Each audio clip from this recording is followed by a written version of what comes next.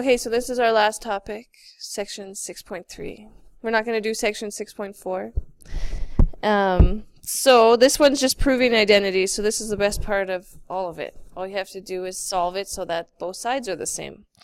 Okay, so example 1 says verify that 1 sine squared x is equal to sine x cos x cotangent x. Okay, so we're going to prove that the one side is equal to the other. So all I'm going to do is pick, since like before they'd say use 60 degrees or whatever. They didn't tell us what to verify with, so I'm just going to pick 30 degrees because 30 is sometimes an easy conversion with sine because it's just 0.5. Okay, so I just randomly chose 30 degrees just because I felt like it. Okay, so I'm going to put 1 minus sine squared instead of x. I'm putting my 30 degrees.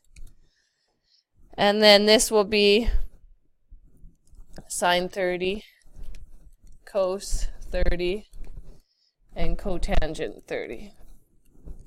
Okay, so I said that sine 30 was a half, so I'm going to replace my sine 30 on this side with a half, and it's going to be a half squared because the sine was squared here.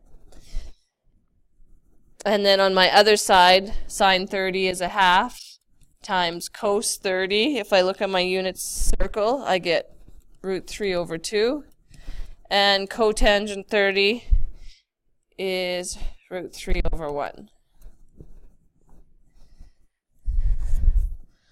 Okay, and so if this works out, that means both sides should be the same. So I'm going to have 1 subtract the square of 1/2 is 1 times 1 is 1, and 2 times 2 is 4, so the square is a quarter.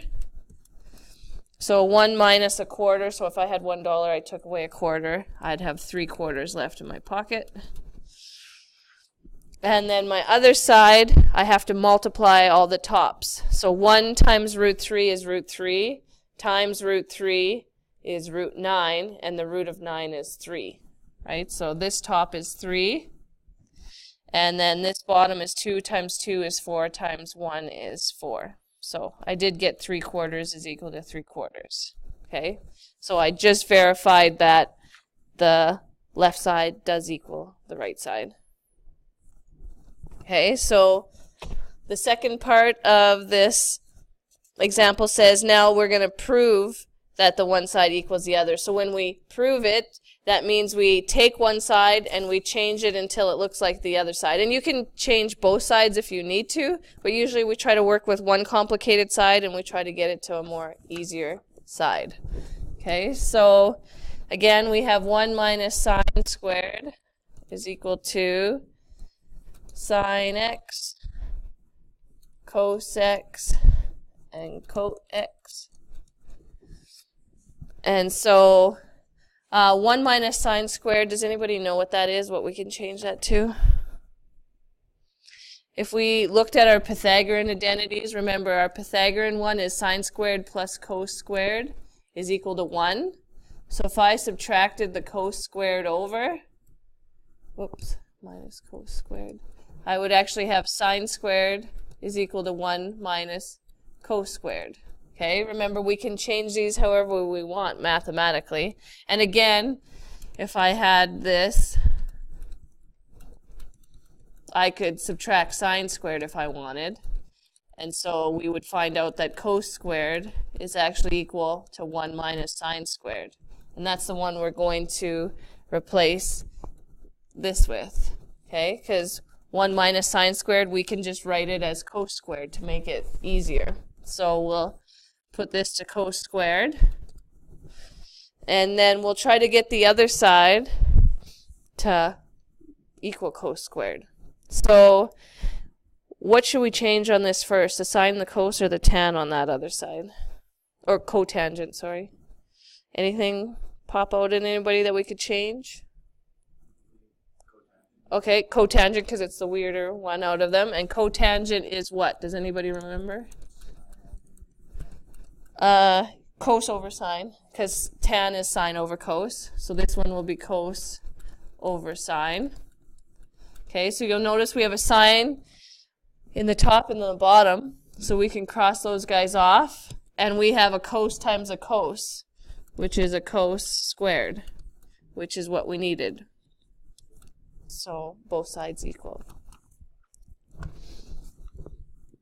Okay, so it says prove an identity using double angle identities. So we want to prove, this is for example 2 cos 2x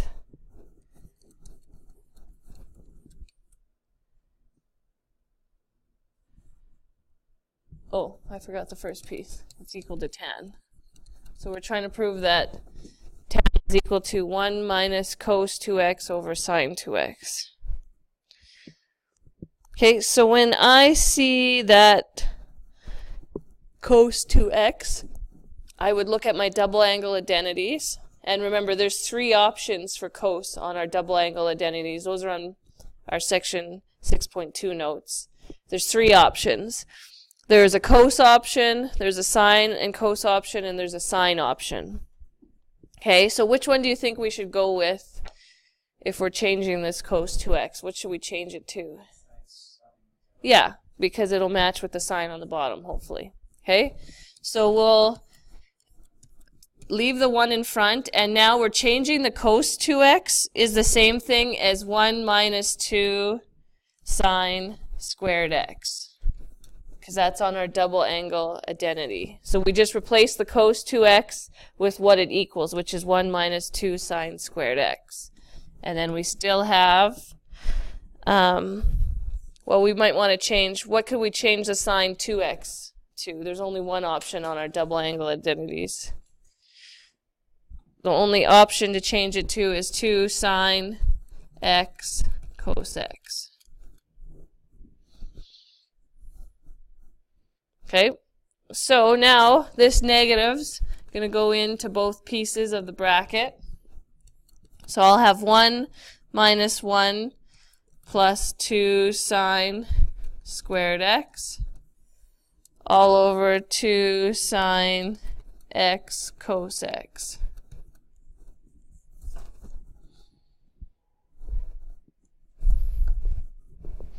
And 1 minus 1 is 0. So these guys are going to be gone. And what we'll have, I'll come up this way, we'll be left with a 2 sine squared x and a 2 sine x cos x. Okay, so we have a 2 in the top and the bottom. So they can, they can go. And then we have a sine squared, so that means there's 2 sines in the top. Like this is sine and sine. And we have a sine here, so we could get rid of one of them. So that really leaves us with a sine x on the top and a cos x on the bottom. And what is sine over cos? Anybody know? Tan. And so that's what we needed. We needed it to equal tan, and it does.